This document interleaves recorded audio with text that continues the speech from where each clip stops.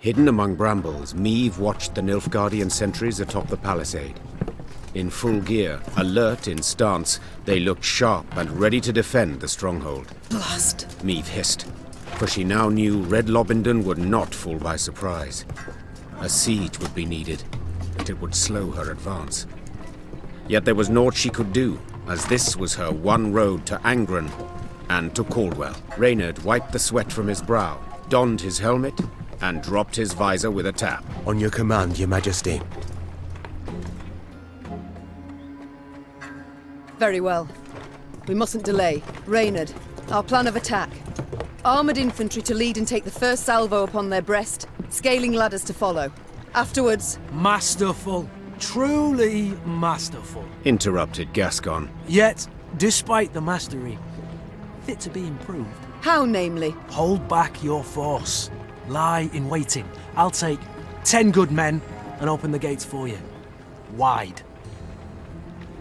And how do you aim to achieve this? Asked Reynard. Knock and claim to be a trinket peddler, I suppose. Or perhaps one of Lebioda's devout disciples. Must you know every last detail? Where's the fun in that, sir? There's none in warfare. Never. Seethed Reynard. But war is no farce. Your Majesty, he stands no chance. Not the slightest. None at all, I concur. Yet his eagerness intrigues. Let's see what he can do. Reynard did not approve of Meve's decision, this was clear, yet he dared not undermine it. The Queen's blessing now his, Gascon assembled a small force and set off, straight for the stronghold gate. Lambs to the slaughter, muttered Reynard, shaking his head. My Queen, it's not too late. We can always... Shh! Look.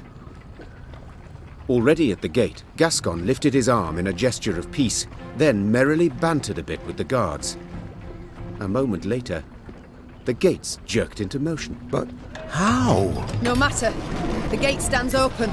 We must attack. Meve raced off towards the fortress without even glancing back. She knew well her soldiers would follow.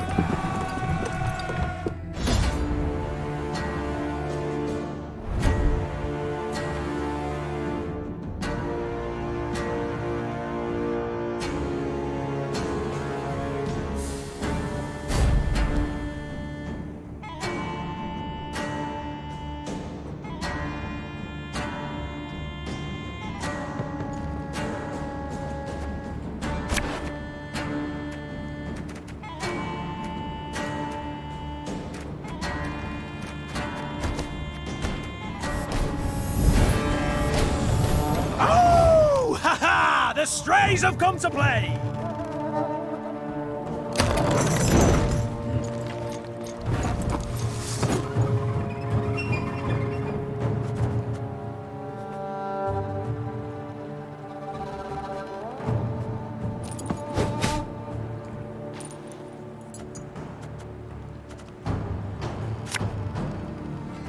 This could hurt.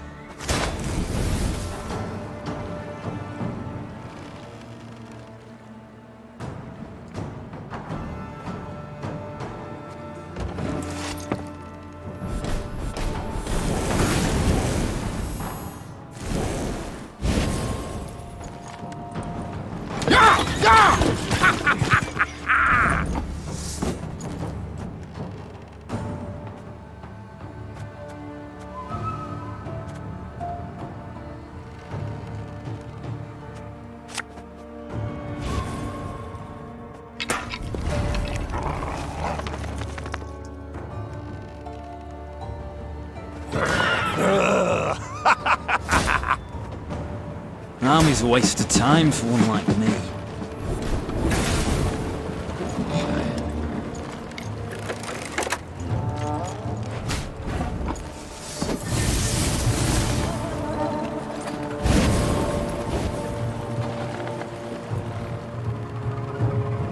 Bigger they are, easier they are to target.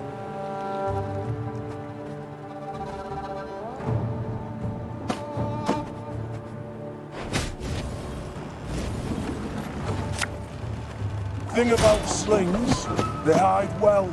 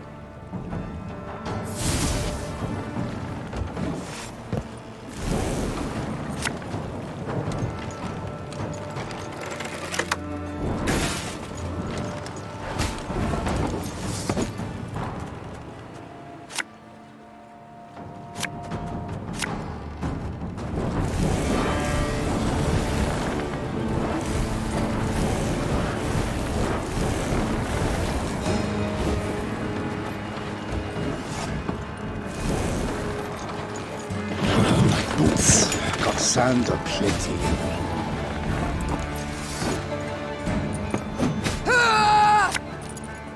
Left, right, left, right. Order will triumph! It must triumph!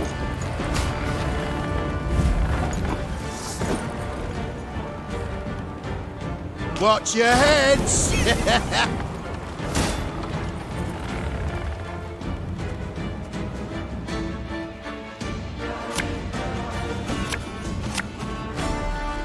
Again and again and again.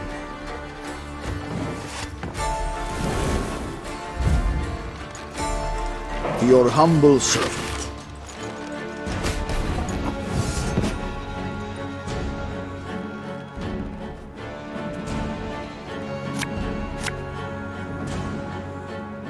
Yah! Yah!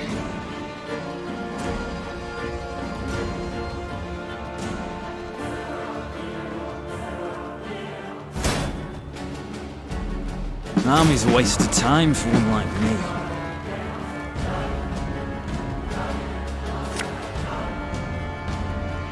Hey?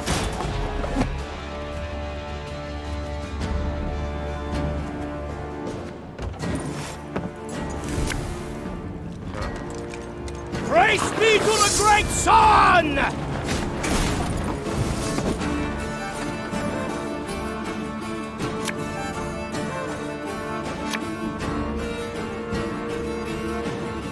We'll catch 'em all! Discipline shall bring us victory! Ever have a storm knock out one of your teeth?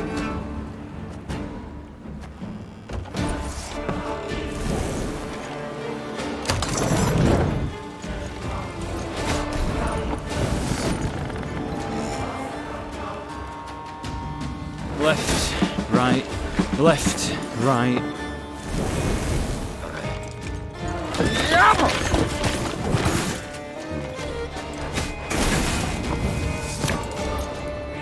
Have it the white of an eye from half a league away.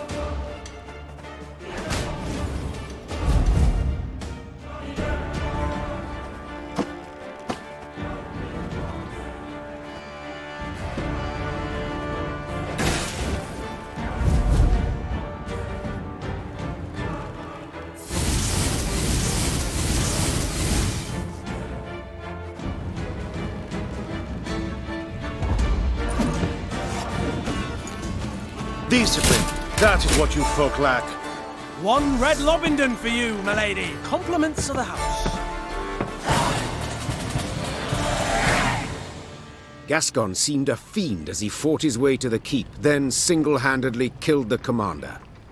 Suddenly leaderless, the Nilfgaardians laid down their arms.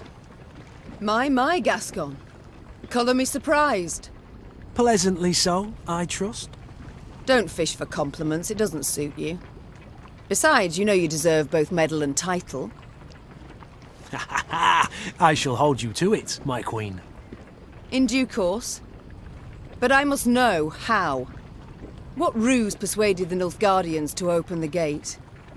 Come, my delightful charms, no ruse. Ah, I see. Not one to share secrets. Unremarkable, as I see it. I'd hold my tongue too, were my conscience thus burdened. I've done naught to hide my shameful past, friend. I was a brigand, indeed, yet... Do not dare take me for a fool. You know of what I speak. Yet I don't. Reynard, what is this? What the devils is with you? Your Grace, in Mahakam, the Nilfgaardian letter we managed to intercept. Consider your offer accepted. Direct Meve and her force to the agreed site. We await their arrival. Your reward shall be as agreed. 'Twas Gascon who told us Caldwell had received Angren to rule. 'Twas Gascon who suggested we ride for Lobington. Here, the Blackclads willingly opened the gate, for they expected him to deliver a prisoner. You! I don't believe this. No, it cannot be. Deny it, Gascon. Go on. Tell me I'm wrong. Do you require any more proof, Your Grace? What do they promise you? Amnesty? Coin in heaps? Both. I knew Nilfgaard wouldn't parley with me as a matter of course. To be treated seriously, I needed something they valued. A stroke of luck, it was, the chance to free you from Caldwell's grip. 'Twas in Edern that we first spoke. Then came to an understanding after Rosberg's fall. Why do I still live then? Why not snatch me under Knight's mantle, drag me to Red Lobendon in chains? Maeve, I sought to sell you out, I did, and aimed to gain by it. Yet in Edern, you earned my respect. In Mahakam, my admiration. I swore then I wouldn't follow the terms of the accord I'd made. Instead, I'd let you into the fort and make damn sure the Commandant couldn't reveal the truth. Alas, seems I underestimated Reynard. Flattery will get you knout. You, sir, are a traitor. Oh, please, friend. You appear to me a pot that calls the kettle black. Reynard? What does he mean? I've no notion, Your Grace. Not the slightest. Truly? Ha! And I had you pegged for a man of honor. Come now, Reynard. Who sent secret missives to Willem? Go on, you really should tell your queen. What? Reynard? His Highness guest chambers in Mahakam. One of my lads snuck in. Found a letter bearing the signature of one Reynard Odo. Reynard, I beg you. Say it's not so. Tell me it's a filthy lie. Your Grace. I'd hoped His Highness and you would reconcile. To see son stand against mother rent my heart. I wish to help. Behind my back. Your Majesty, I sought merely to push the youth to see reason, to open his eyes. So say you now. Yet I can't know what was in the letters. I can't know what pacts you made. And alas, I can no longer take you at your word. I'm not alone in having deceived. Yet I am in repairing my wrong. Maeve felt a tempest rise inside her. Yet she could not release it lest it cloud her view. She would solve the problem, strike it from her mind, and resume her journey at once.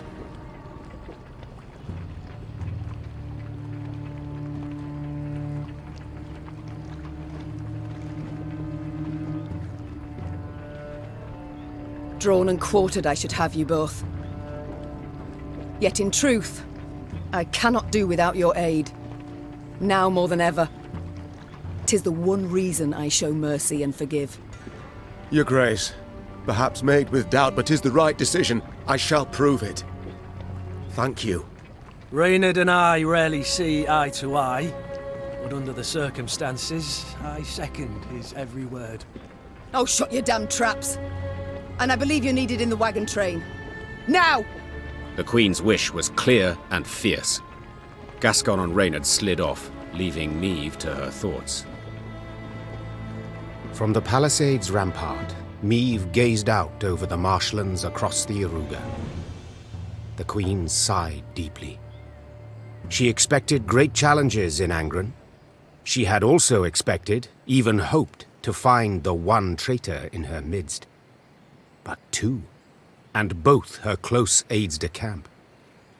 She felt a weight upon her heart now. Blast it all. She muttered. Not the first dagger I've taken in the back. Likely not the last either. Yet to pity my lot will help not at all. From the captive Nilfgaardians, Maeve learned Caldwell was at Tuzla Castle, in Angren's very heart. A small detachment would remain at Red Lobendon, while the Queen with the rest of her force set off to face the treacherous Count.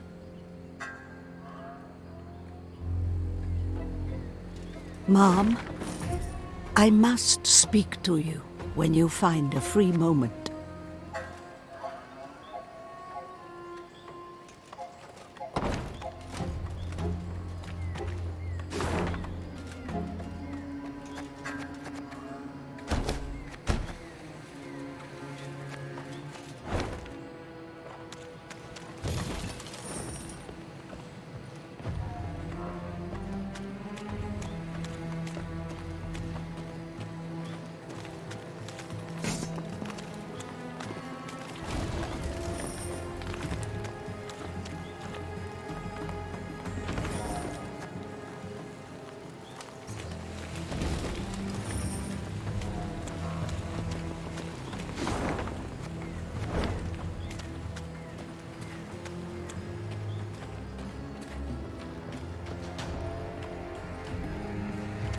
Savarut, Nordling, Netamar.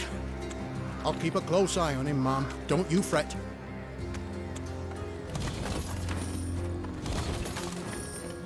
No two ways to it. Charming this county the Blackclads granted Caldwell to rape. Yes, a gift so lovely Caldwell could not refuse. At Dahi, it seems, wished to be rid of the Count, so...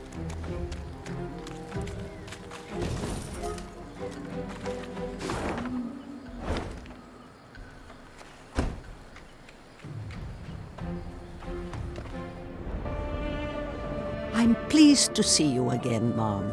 You need something? You wish to speak with me? In private?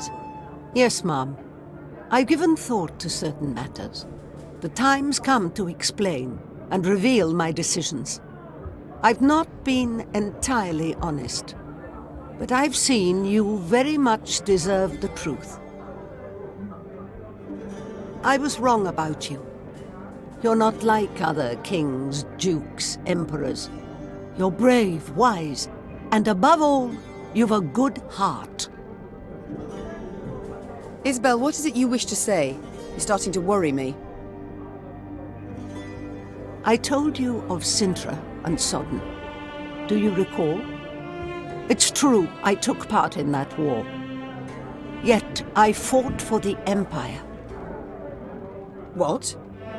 I'm not certain I understand. My name is Isbel ep Muirmos, of Nilfgaard. I wish I could say I am from a conquered province. I wish I had that luxury. But no, I hail from the city of the Golden Towers itself. My, I'd certainly not expected that. Please, tell me more. I went straight from the academy to the army, as majors do in Nilfgaard. Yet I truly believed our aim to be to build a better world.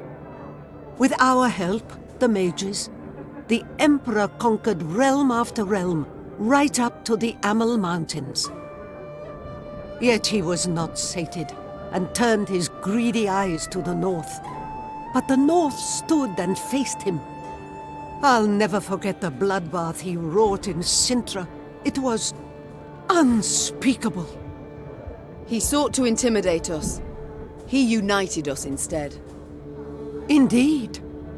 At Sodden, when chaos engulfed the Imperial army, I saw my chance to flee the madness and begin life anew. And I did just that.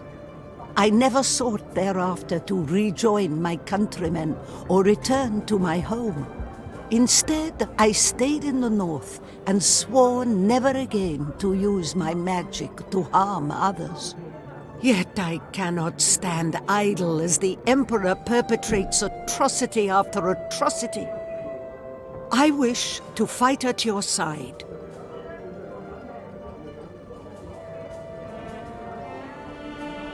All deserve a second chance. Yet from now on, there are to be no more secrets between us. Certainly. I thank you. You've no idea what this means to me. Good. Oh, and Isbel, this must stay between us alone. For your own sake. I appreciate the concern, Mom, but you needn't worry about me. I've lived for some time in the north, and dare say I know how to get by.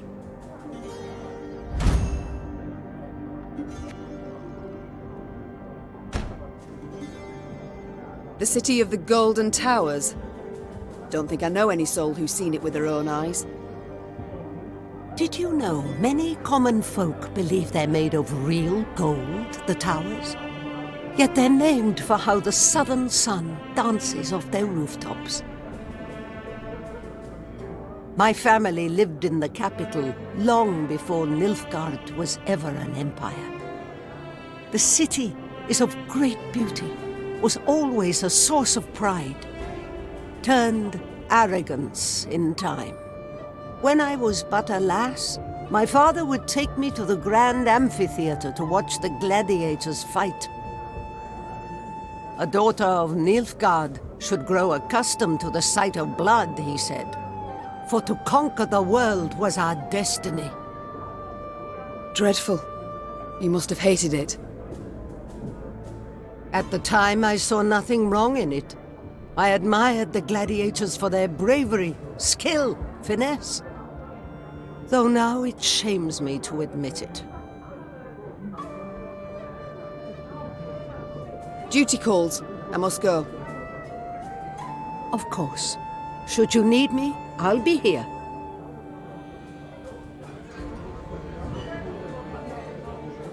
You need my help with anything?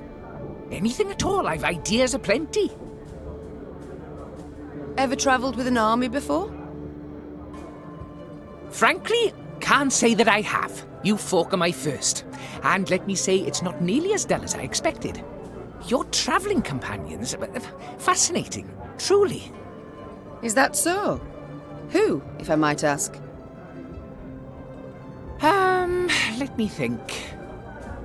Then there's that aged woman. Isabel, is it? Oh, your grace, a complete lunatic, that one. Did you know she believes the world to be round? Round! Like an egg! And just between the two of us, the quiet chap, Xavier, gives me the willies, truth be told. Could just be on account of his face looking like a piece of taffy stuck to the sole of a boot. Who else? Right, a word of advice. Never play Gascon at cards. He's a hustler, that one. And he tells tall tales. About debts, specifically. Ones that I supposedly owe him. And the Reynard fellow. What a jester. Always good for a laugh. I'm sorry, what? Every day he barks at me, stand at attention, with a perfectly straight face. And last, he asked asked if I'd served in the Norm Army. I mean, really, sometimes I just can't with that man. Very thorough, Barnabas. I thank you. Time I attended to other matters. Ah, yes, you're still here. Off you go, then. Yes, milady? I haven't had the opportunity to thank you. Had you not been so alert, we'd have fallen to our deaths in Mahakam. I merely did my duty, Your Majesty. Modest as ever. Yet once the war is over, I shall make certain you're properly rewarded. My lady, the one reward I desire is victory. Your victory. Other matters await my attention. We shall speak later. As you wish, my lady. Maeve, I must say it again, I'm sorry. And I thank you for forgiving me. No need to say any more, Gascon.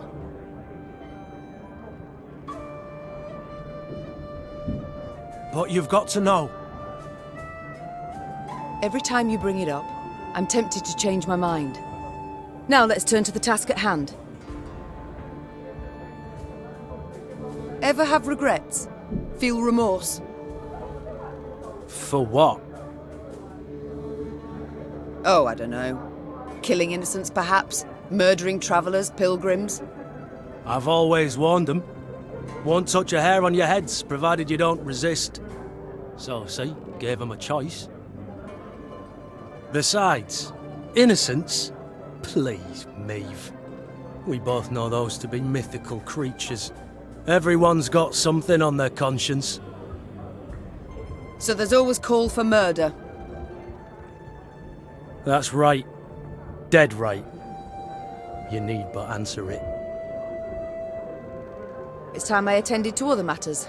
Farewell.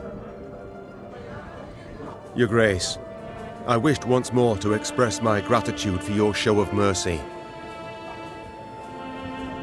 I showed mercy, true, but felt much more. Anger, pain, now resentment. You hurt me, Reynard, wounded me to the bloody core. I don't know what else to say on the matter, so let's not speak of it. As you wish, Your Grace. Reynard, you fought in the First War against Nilfgaard, did you not? Yes, Your Grace. Though, as a mere captain then. Were they equally cruel? Did they scorch fields, turn peasants into slaves? Nay, Your Grace. They fought with honor in those days. So, what's happened? Why the change? It's said Emperor Emir var Emrys's heart hardened over the years. He's grown crueler, more ruthless. His soldiers' zeal for violence has followed suit. But you don't say that. No, Your Grace. To your mind, why do they now despise us as they war against us? 'Tis ever easier to loathe those you know. Before the First War, they knew nothing about us. Then they saw they'd the better weapons, larger cities, superior craft. That in our towns, waste flowed through the streets in open gutters. And they concluded we weren't their equals. It's far easier to kill when one holds such a belief. It's time I attended to other matters.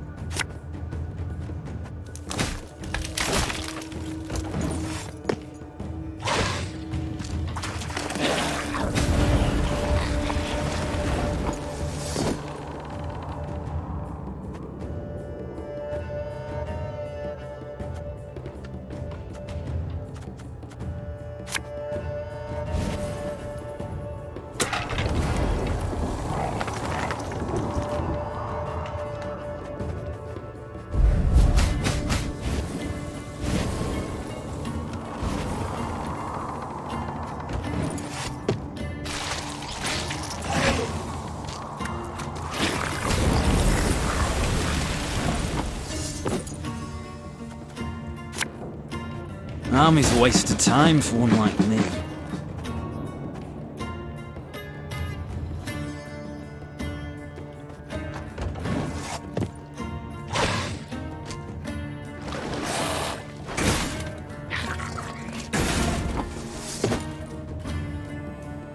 Catch! I've hit the white of an eye from half a league away.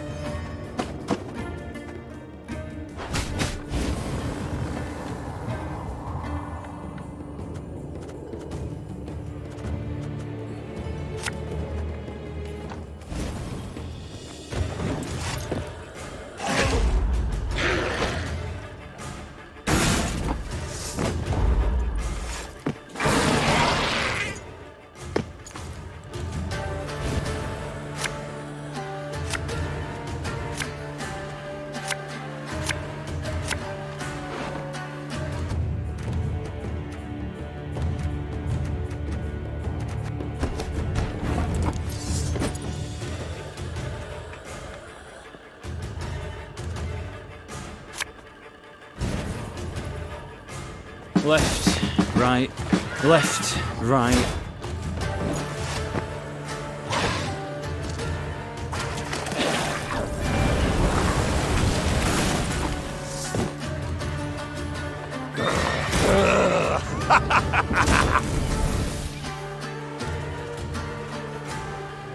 You mad?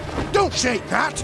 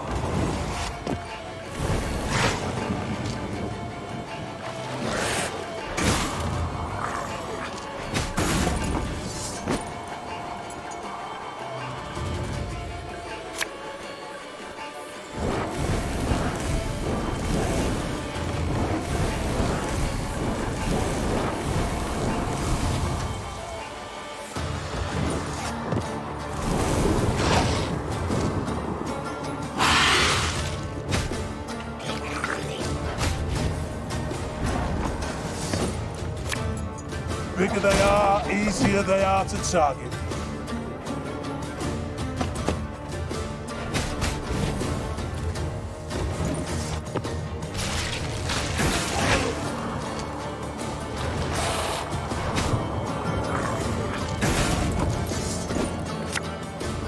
Again and again and again.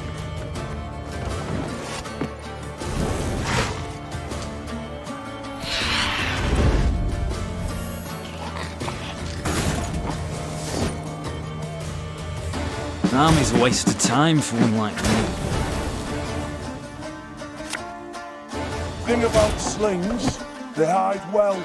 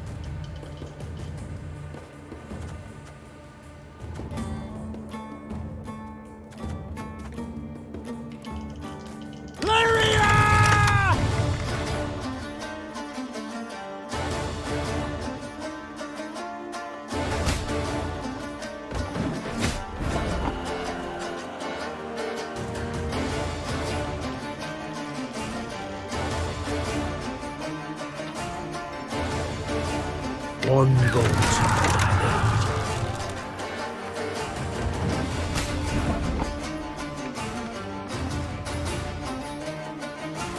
Give me a target.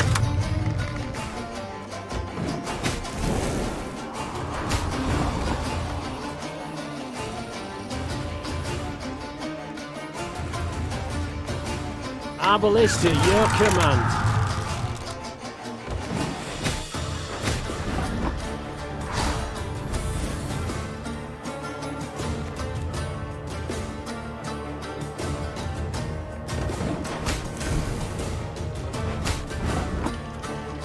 Armor won't save.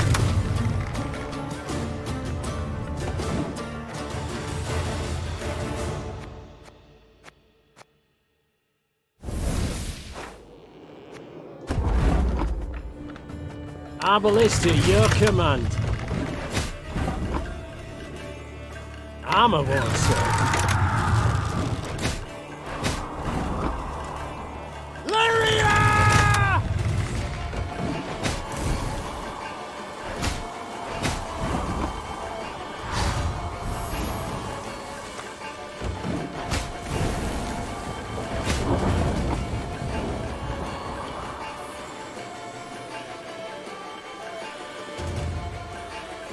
One bolt I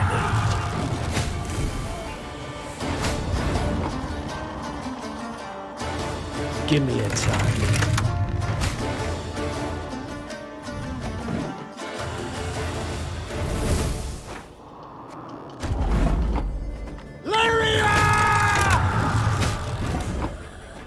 One bolt's all I need. Give me a target.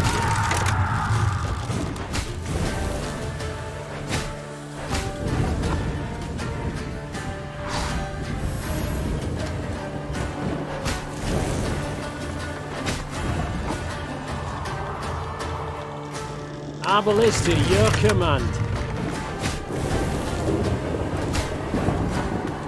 Armor won't save.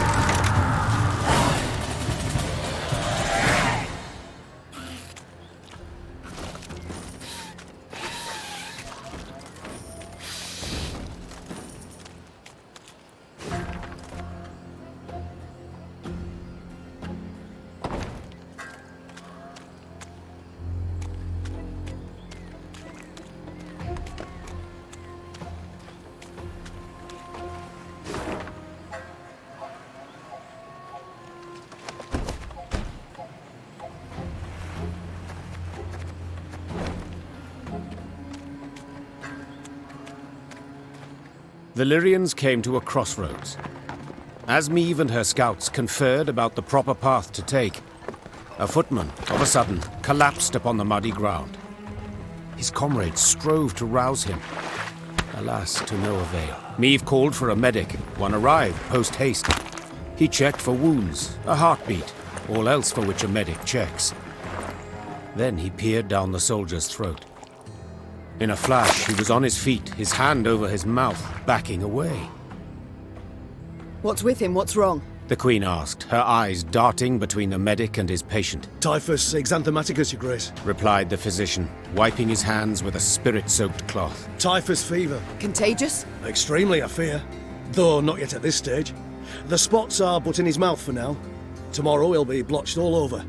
It's then the disease turns infectious. I see. What about a cure? Is one known? The medic looked at Meve, shook his head and shrugged. Alas, there was precisely naught he could do. But where medicine fails, magic may at times stand in. Without giving it two thoughts, Meve called for Isbel. It's typhus, I've no doubt. The healer confirmed. I know a spell that could be helpful. Vigal's cleansing, we call it. It takes time to prepare and many ingredients. Rather costly, or... Coin's no object, said Meve. Get to work at once. Isbel returned from the local herbalist with herbs valuable and rare. Fern blossoms, mandrake root, comfrey seeds, and more. She then pulled from her bundle a variety of vessels, funnels, retorts, alembics, carafes. Colored concoctions she then brewed, steam and strange odors rising from them. Hours later, after much effort, she had a few drops of a thick substance in a flask. Isbel whispered an incantation, then gave the remedy to the dying man. His tremors and fever subsided at once, the other symptoms fading within hours. At last, Meve could breathe a deep sigh of relief.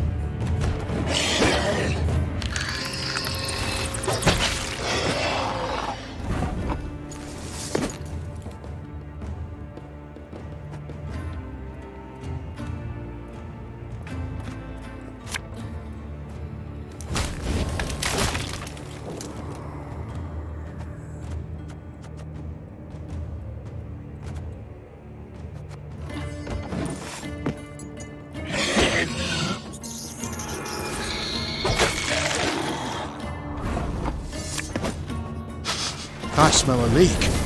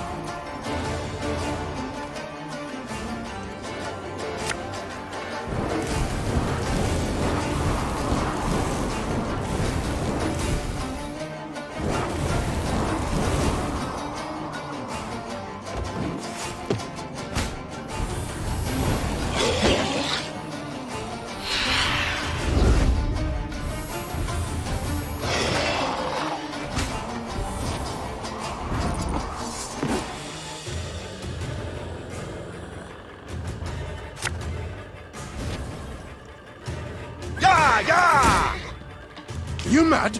Don't shake that!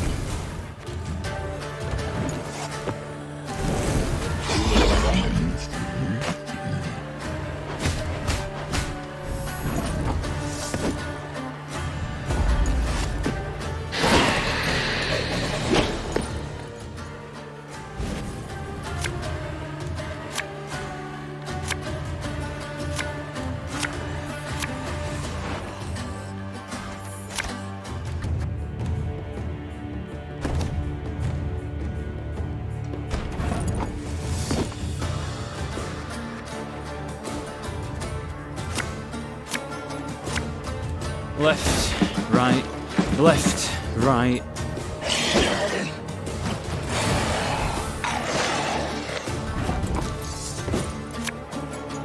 Again and again and again.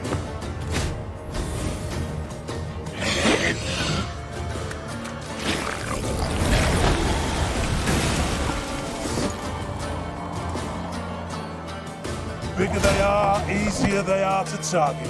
Army's a waste of time for one like We must trust each other.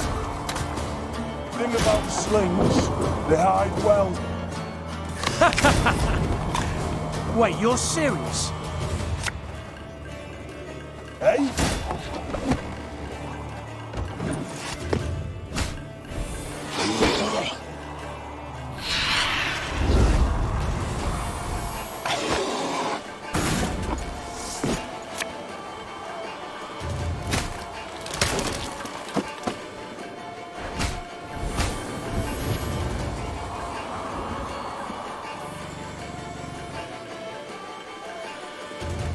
Ever have a storm knock out one of your teeth?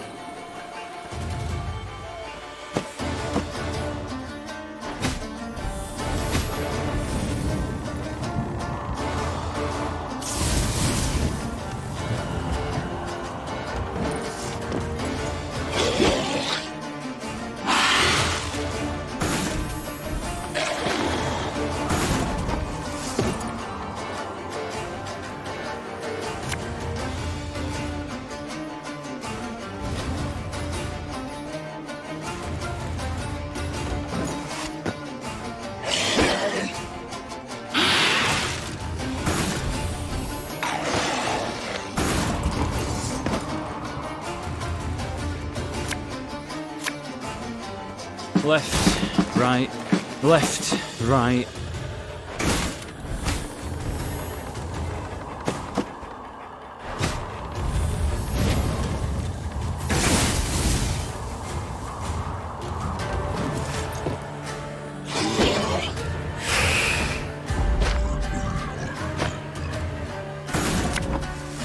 I've hit the white of an eye from half a league away.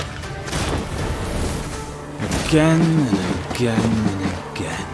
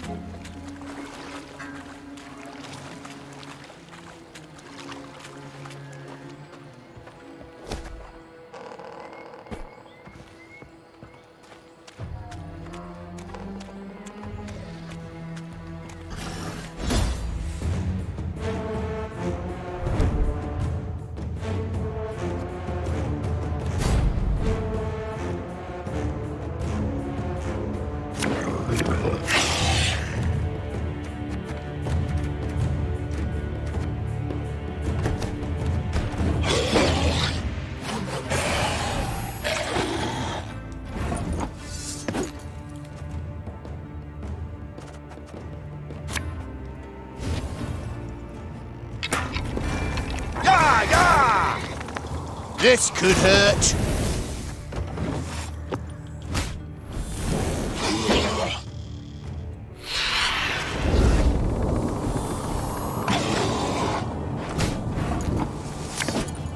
Watch your heads!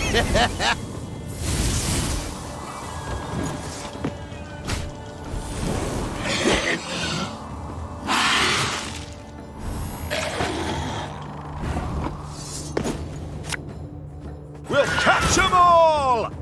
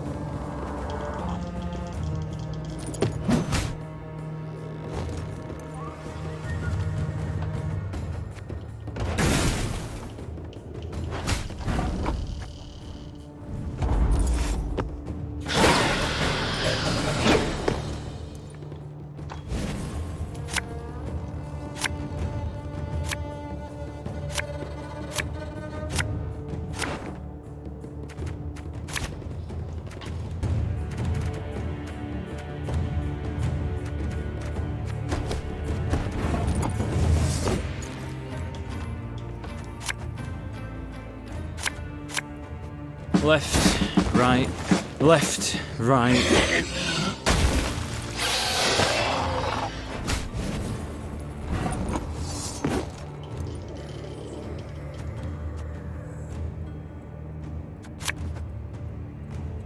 Catch!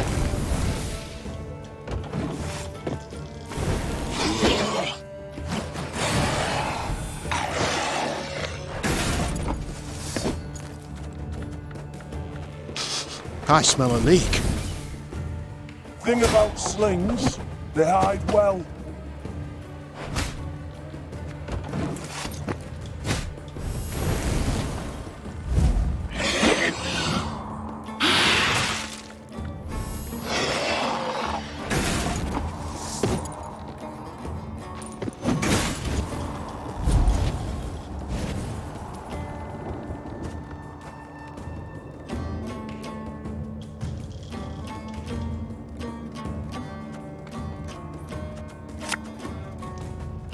Again and again and again.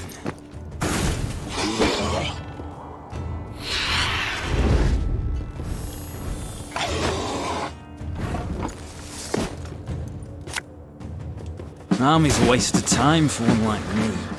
Left, right, left, right.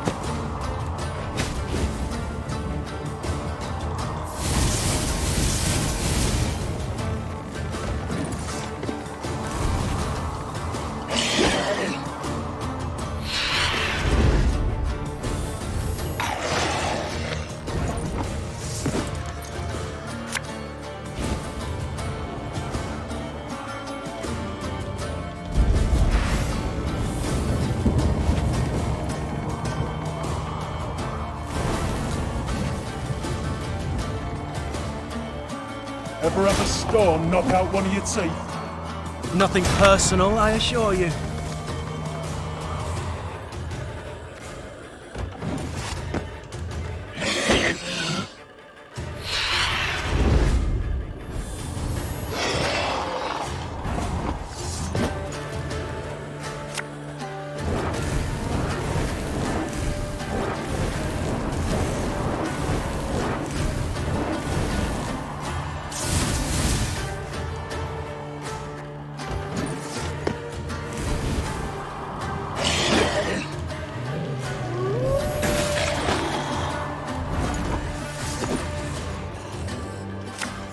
I've hit the white of an eye from half a league away.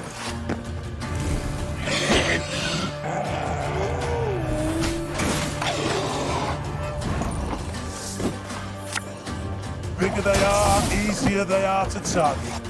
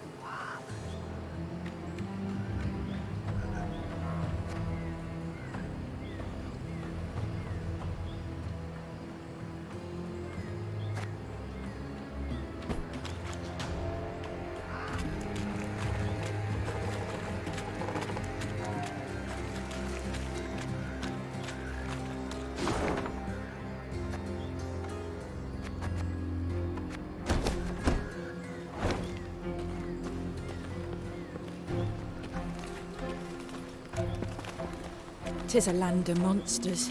Belongs to them, it does. Human folk are nowt but guests here. Beware, me lady. Watch out for leeches especially. They'll slip in your knickers, give 'em half a chance. No matter what they think, Nilfgaardians won't last long here. Come a time, they'll leave gladly. Just like all the others. Ye've a good heart, my lady. If you'll not have victuals, please, take this. Elf engraving or some such. Means nowt to us, but might could help ye. Beware, me lady. Watch out for leeches especially. They'll slip in.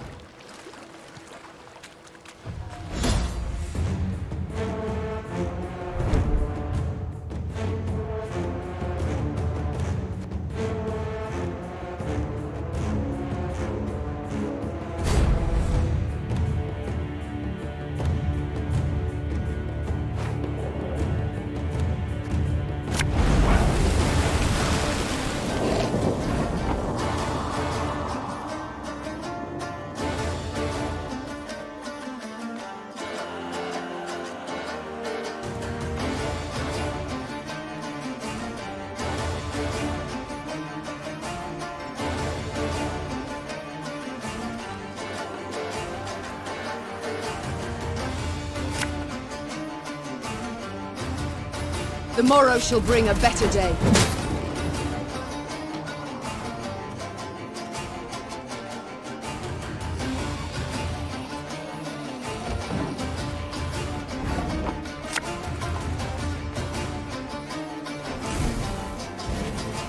One boat.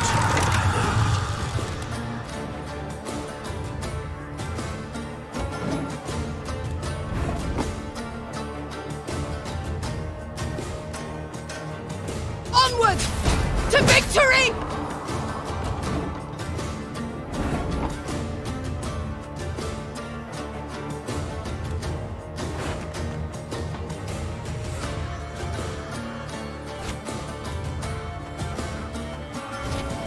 Hey?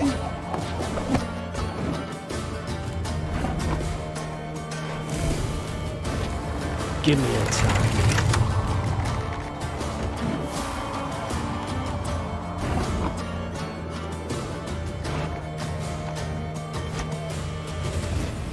Ever have a storm knock out one of your teeth?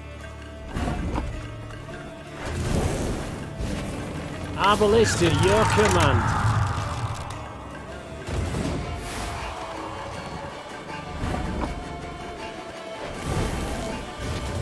Armor won't say.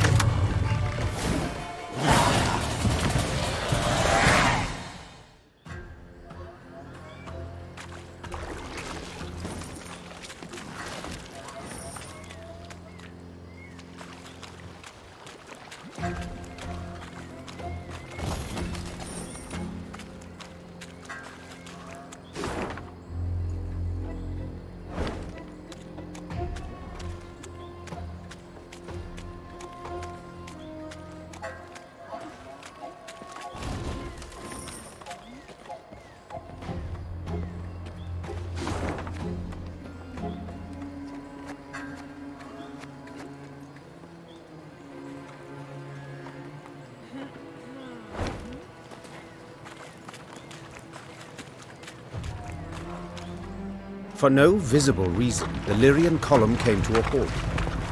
Neve stood in her stirrups in a bid to see the cause.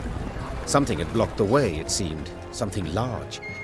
A tree felled by a storm, or an abandoned wagon, the Queen thought. Neither was true. A boulder huge as a barn lay in their path. Footmen had slung ropes around it, planted their feet, and now sought to pull it aside. Did not budge an inch. Perhaps I could assist you. Neve turned in her saddle on hearing the voice. Several travellers in faded robes warily crept from the trees. A young woman with long, light-coloured hair led the way. You don't much resemble a rock troll. Said the Queen, eyeing the slender stranger skeptically. But go on, do try. The fair-haired lass crouched beside the stone, closed her eyes, and began to whisper. Horses wheeled and tugged at their reins. A hound howled in the distance. And then, the boulder rolled to the side like an apple across the deck of a boat rocked by seas. Who are you? Do tell. A druid. Came her calm response. This stone. It stood in our circle. The woman silently turned toward the wood. Neve followed her gaze, and among the trees saw other large stones, cracked and scorched. What happened here? We refused the Nilfgaardians' aid, answered the druid. So they razed our shrines, though perhaps it's a blessing. A blessing? How so? A darkness fell upon Angren a time past, and it grows. The forest turns savage, its creatures drunk on blood. Folk have come to worship other cruel gods. It's time we abandoned this land forsaken and went south, to Kedmerkvid. Our path leads south too, though not as far, said the Queen. Do join us. Given the times, there's safety in numbers. The druids agreed, and were grateful. They walked at the rear of the column, muttering prayers, their faces concealed beneath hoods.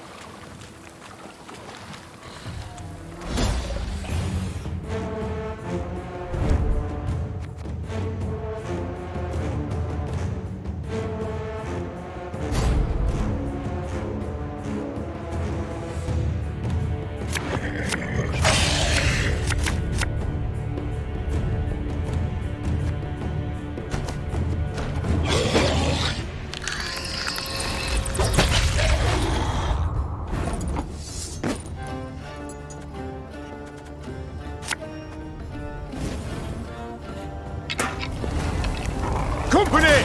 Forward march!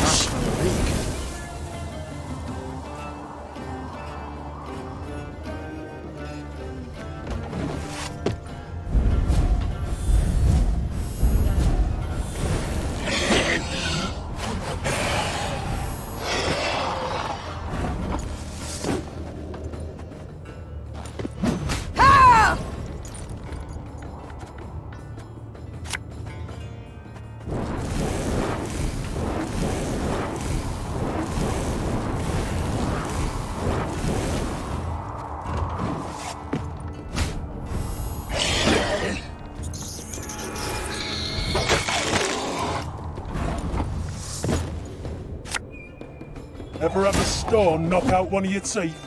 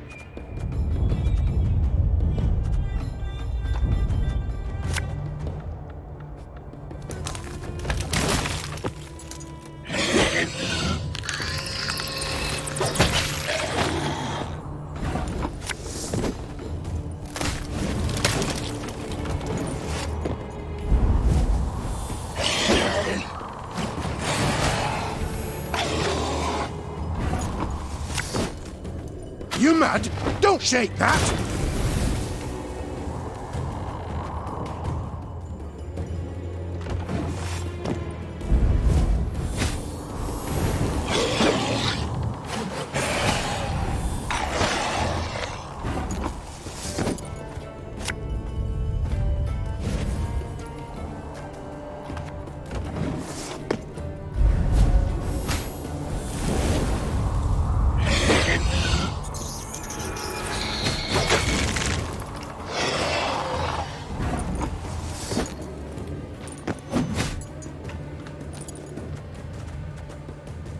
This could hurt.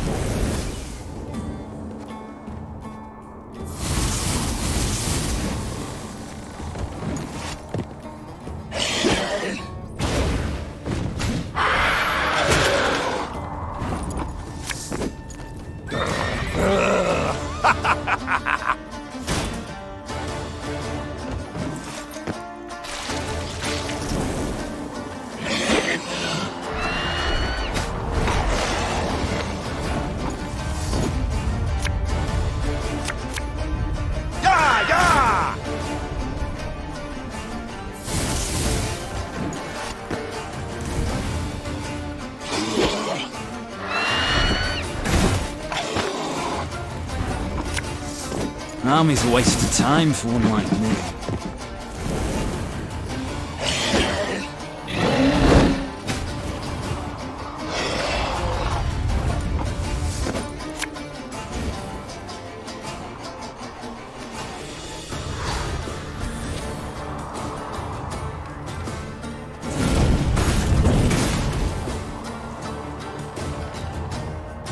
Left, right, left, right.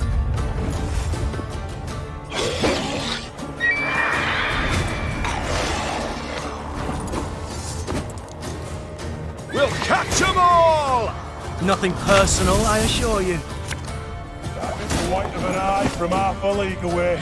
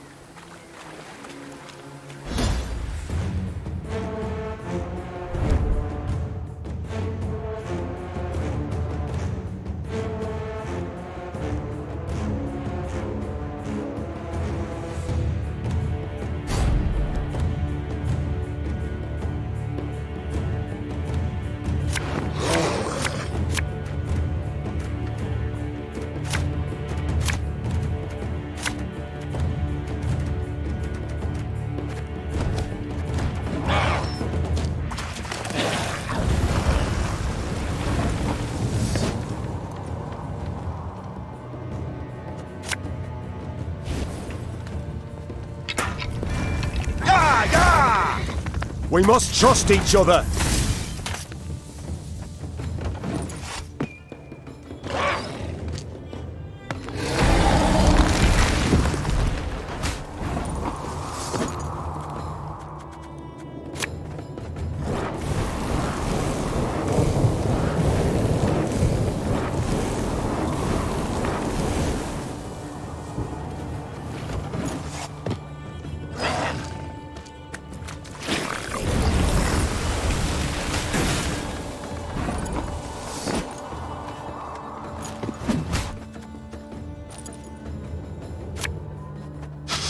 I smell a leak.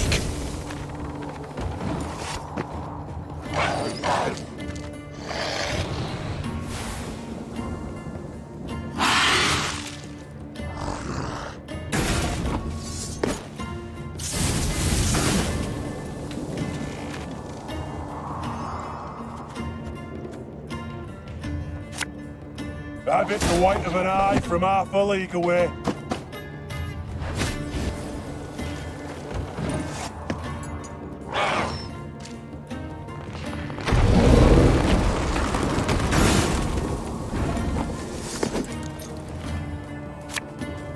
Left, right, left, right.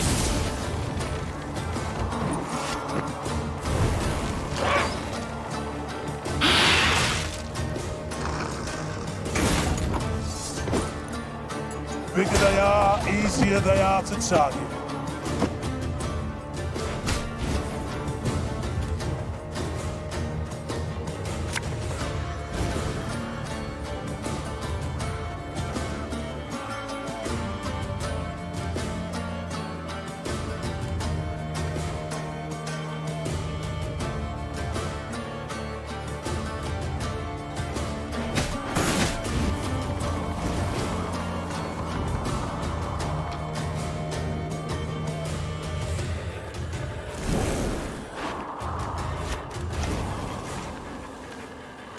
Thing about slings, they hide well.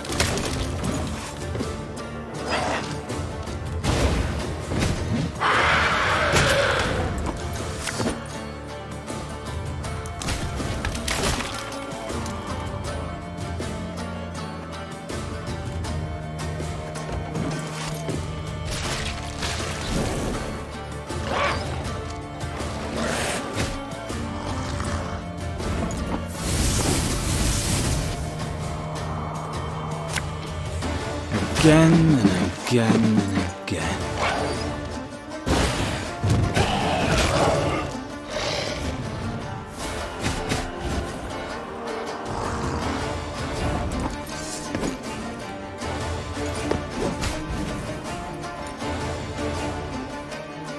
We'll catch them all! An army's a waste of time for one like me.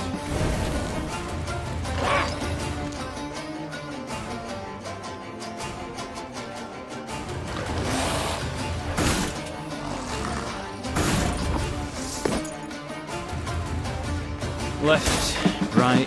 Coin left. never stinks, no matter how rank the pouch.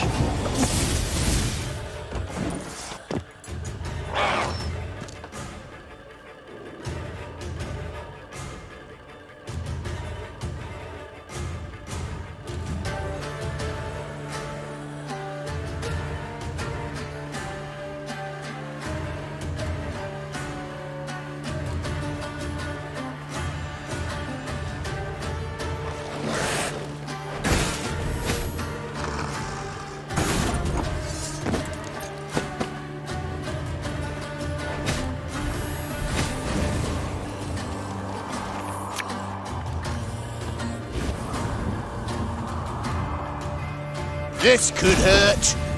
Ever have a stone knock out one of your teeth?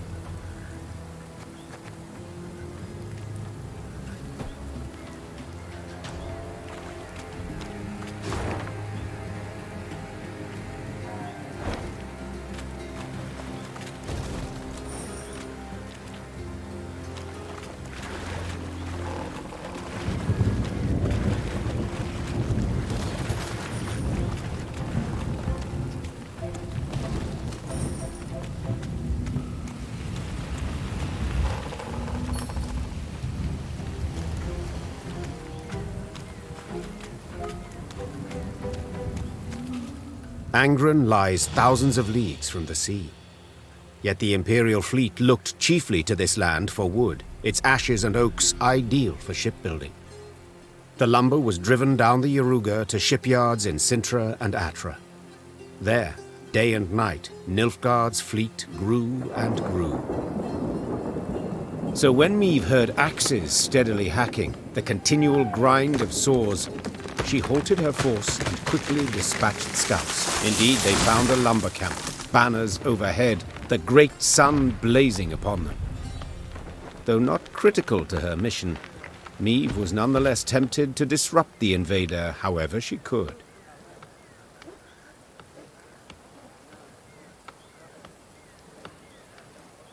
The Emperor awaits a mass flow of logs, called the Queen, drawing her sword. but we shall send him corpses! Formation!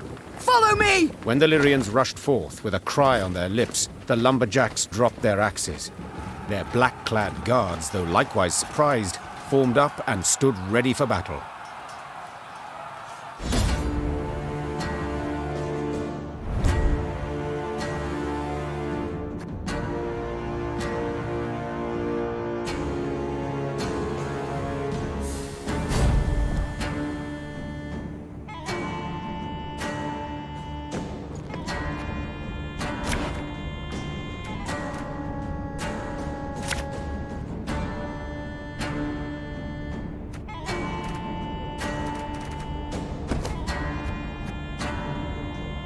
Larvan! Essaytu Navin! Lyrian!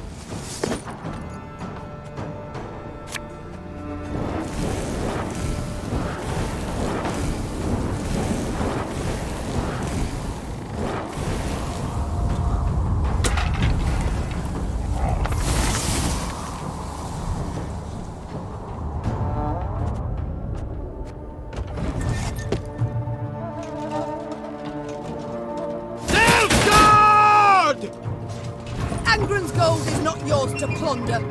Begone! Yeah, yeah! Left, right, left, right.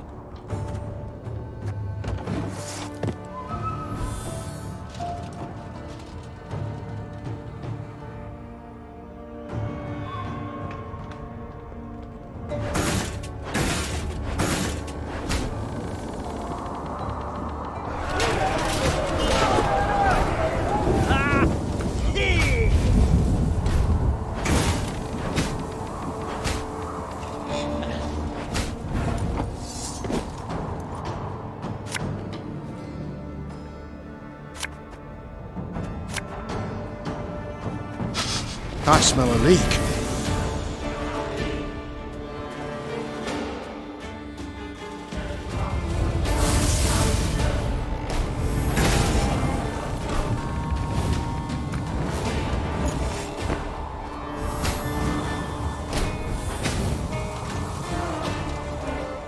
Move!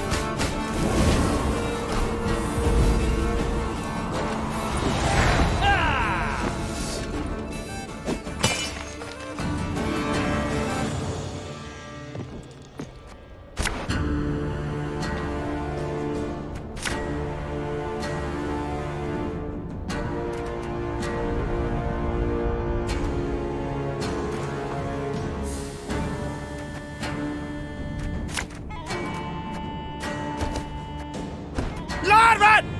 Essaytu Navin! Lyrian!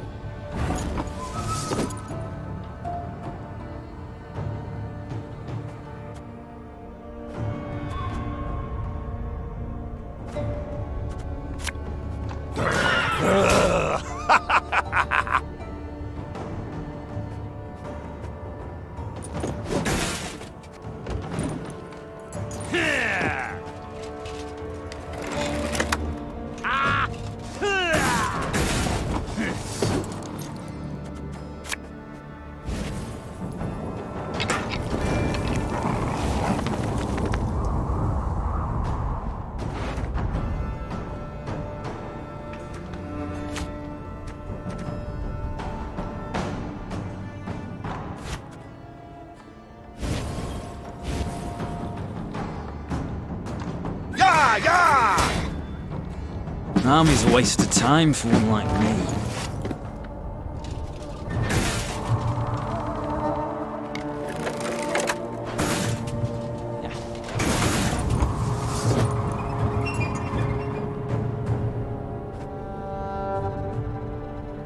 You mad? Don't shake that!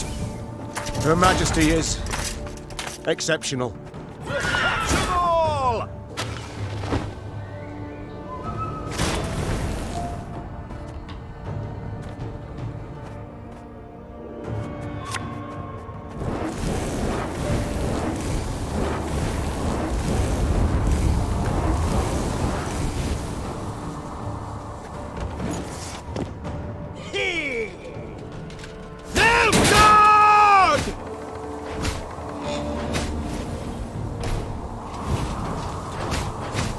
Angren's gold is not yours to plunder.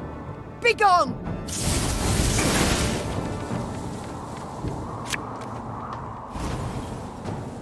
Left, right, left, right.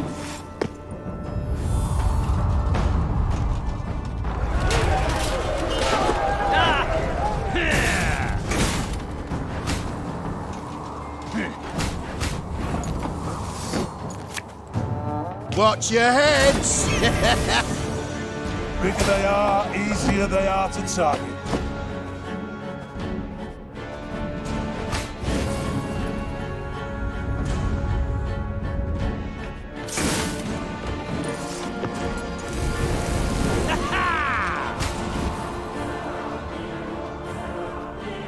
Back in line!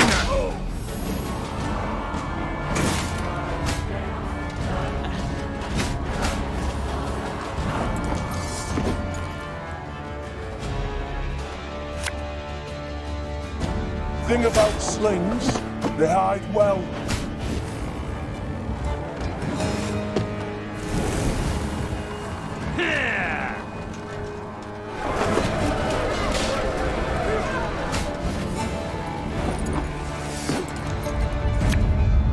Hey?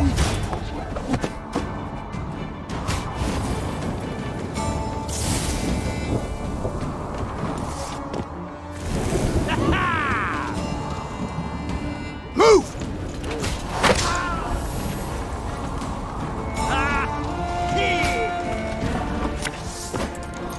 Again and again and again.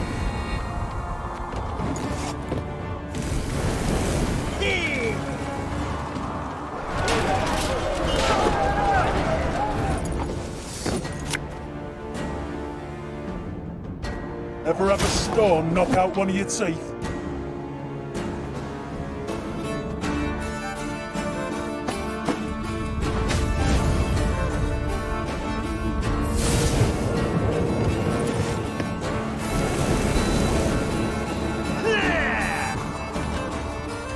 Fight for the Emperor and you might be freed!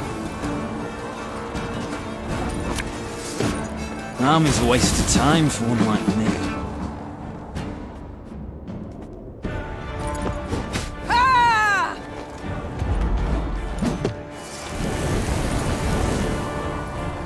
Zericania!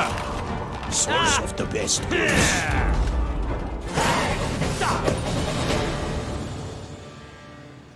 Nilfgaard's ranks folded. Soldiers fled in fright, stumbling over felled trees and corpses. The Sprite Rebellion! right! The air was heavy with the scent of resin and blood.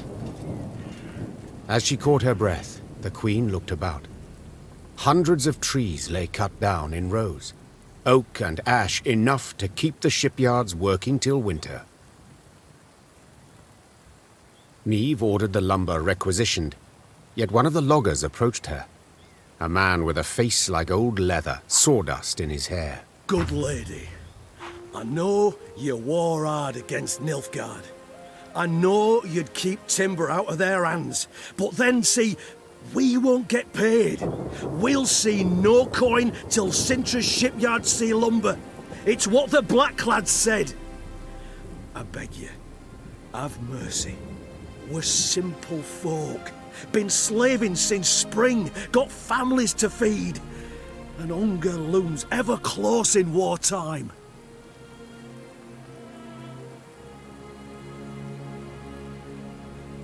Niamh looked at the logger's hands. Thick scars, crisscrossed fingers twisted by years of axe work. This wood I cannot allow to reach Nilfgaardian shipyards. She said. Yet neither can I let you go hungry. I shall take the wood and pay you from my own purse.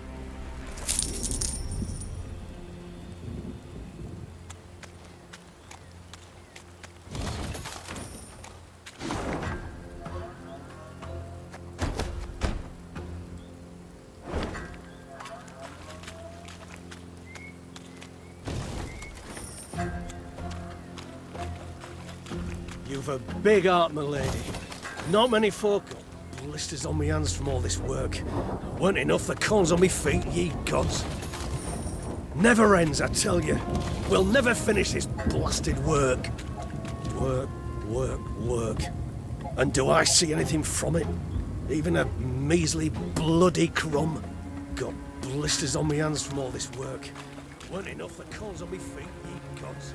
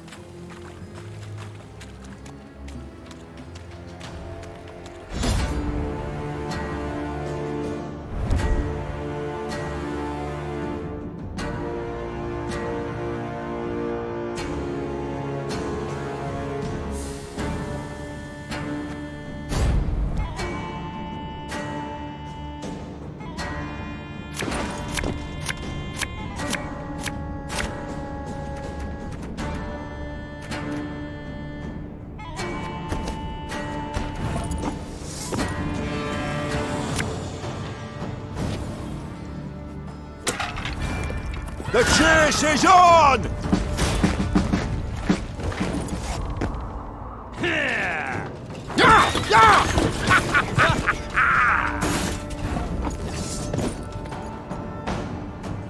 Nothing personal, I assure you.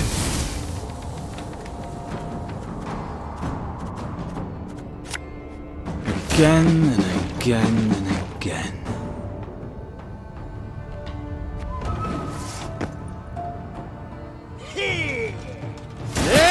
Right.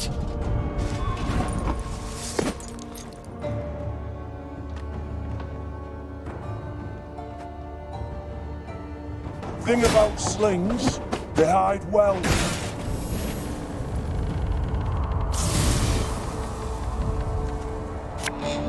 This could hurt.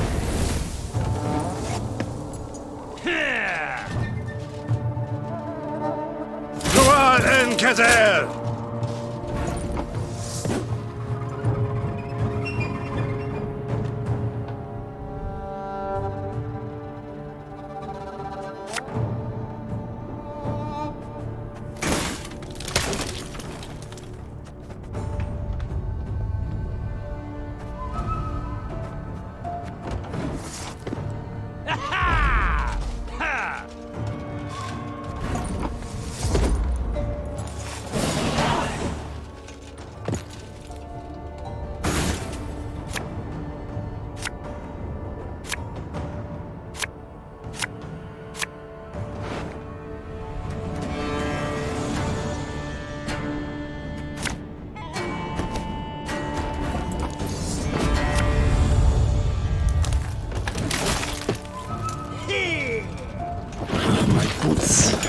sand aplenty in.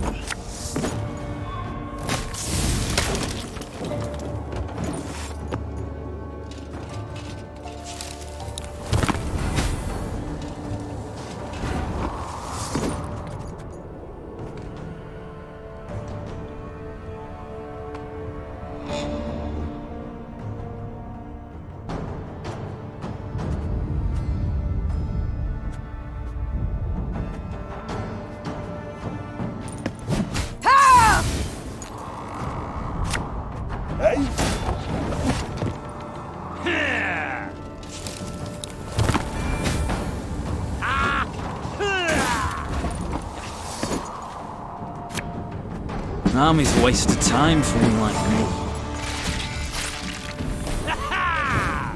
Discipline. That is what you folk lack.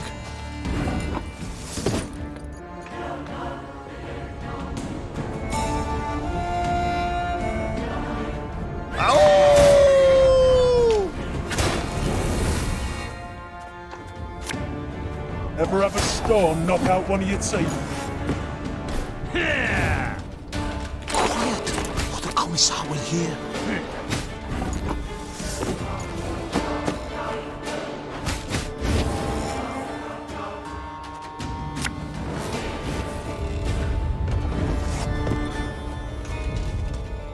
Rach! Scheiß! In! Zwei!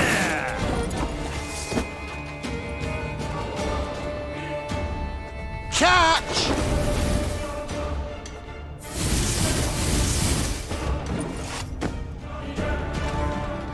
Off to the front yet again.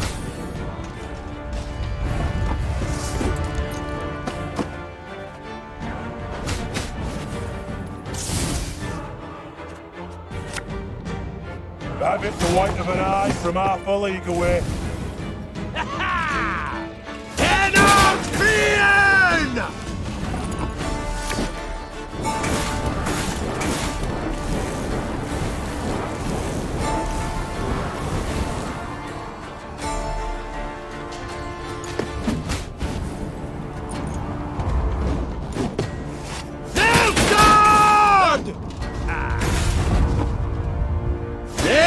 Truth!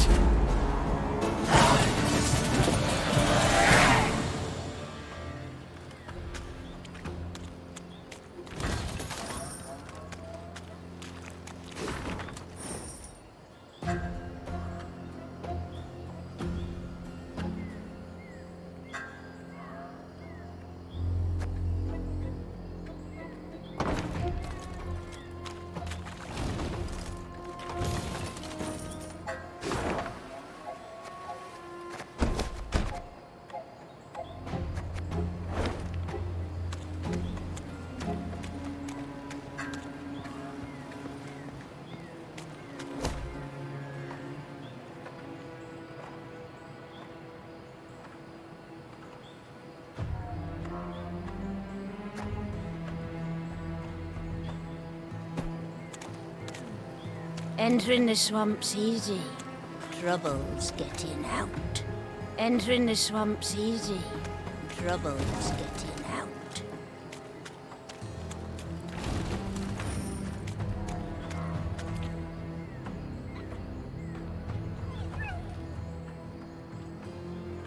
In the distance, Meave spotted a spindle-like shape, which soon proved an enormous, dark obelisk. It stood in the middle of a wetland clearing. Dozens of iron rings dangled from its shaft, clinking and rattling in gusts of wind. Cows, donkeys, and dogs were gathered round the stone, all tied to the rings by ropes. Their hides showed many shallow cuts, seeping blood, festering, drawing mosquitoes in swarms. A number of the animals struggled against their cords, while others, near dead, lay still in the wet, tall grass. Across the clearing, folk emerged from the woods, a handful of peasants with a mule in tow. The beast resisted, stomped and planted its hooves, perhaps sensing its gruesome fate. The Queen decided to question the peasants, and soon learned the animals were their sacrifice to the swamp gods. They're all about, dearie. Very close. Oh, very, very close. the toothless old woman whispered. They hide neath murky waters, can't feed when they hear the drip drip of blood. The gods look kindly on those what make an offering.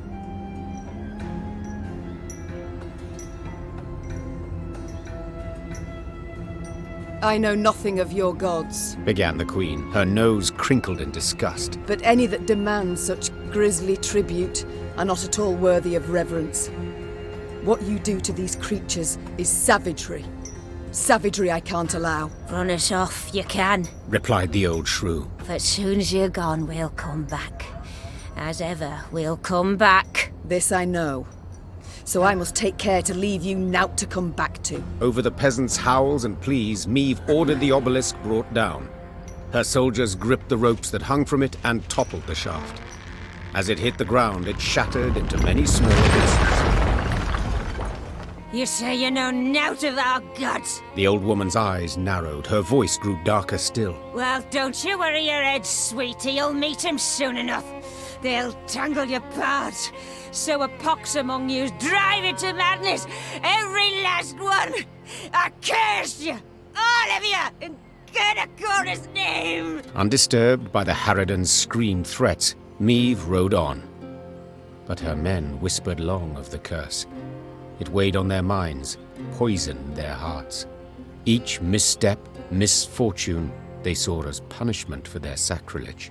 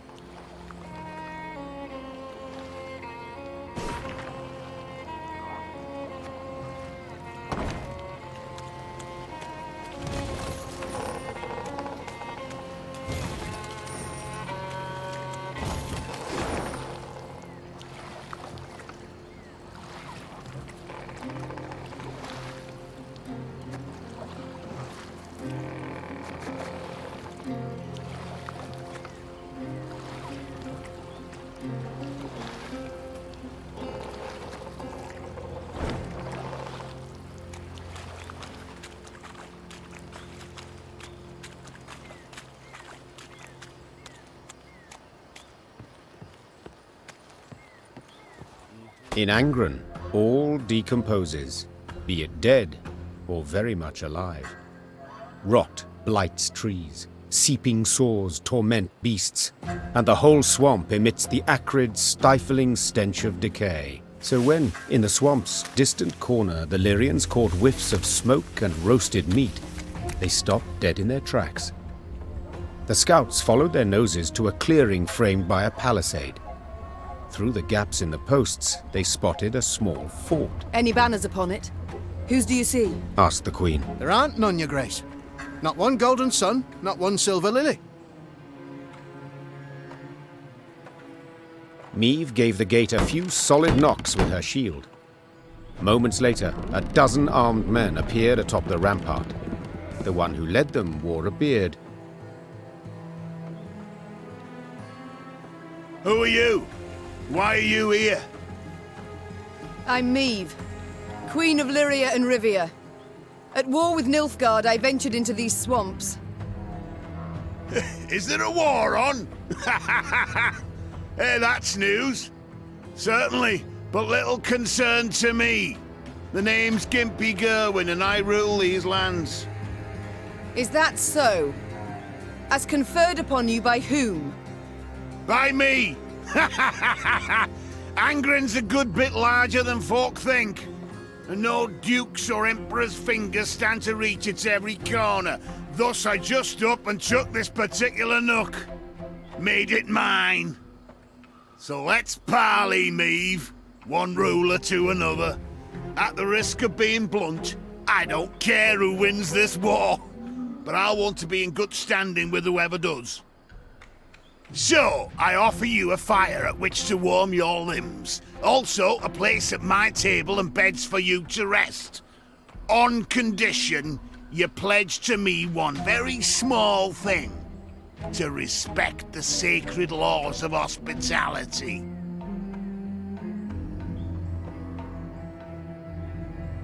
So be it. I do solemnly swear before the gods and my ancestors that we shall honor all the laws of hospitality. Then you're most welcome inside. The fort was simple, built of logs, covered with thatch. Oh, but inside, it was warm, dry. Hot, steaming dishes were piled upon platters, the tables beneath them bent from their weight. Smiles appeared on her soldiers' drained faces, and Meve's spirits were lifted at last. Gerwin proved a cordial host, and eagerly shared both food and tales.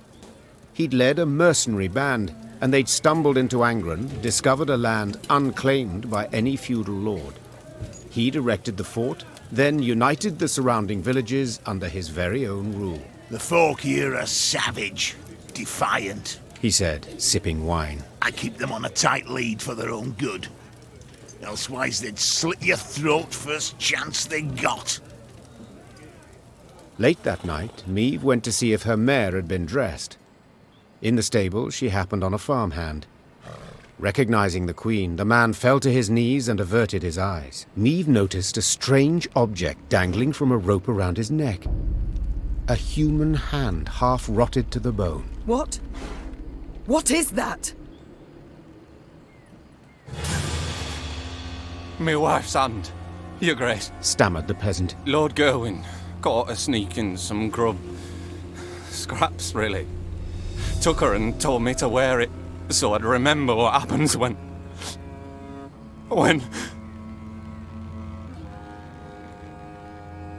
Meve left the stable without uttering another word. She went straight to the servants' barracks. In the pale glow of her torch, she looked over the peasants, all terrified, all with fresh, bleeding wounds. The Queen felt rage rise inside her.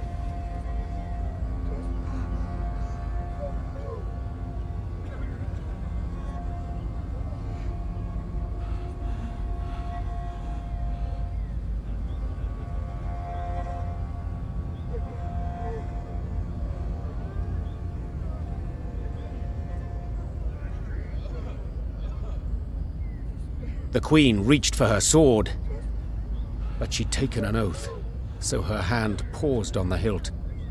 Gerwin was cruel, deserved to be punished. But Maeve would not do the deed. The queen blew her horn, woke her men from sweet slumber. She ordered them to assemble. They would march out at once. Gerwin rushed out, confused, to ask what had happened. Maeve gave no answer, save to spit at his boots.